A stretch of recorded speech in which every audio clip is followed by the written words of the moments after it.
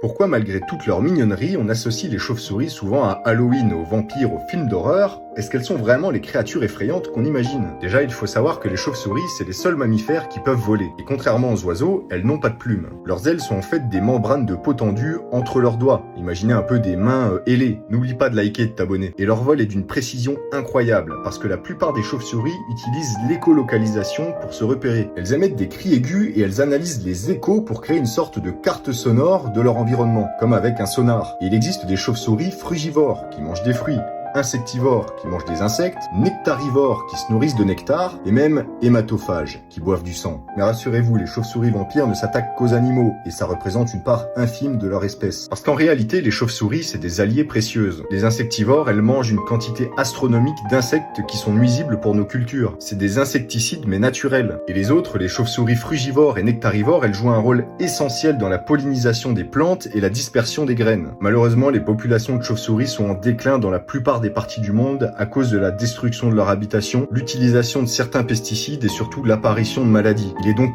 important de les protéger. Alors la prochaine fois que vous croisez une chauve-souris, déjà ne criez pas et comprenez qu'elle est essentielle dans notre vie actuelle et dans notre écosystème.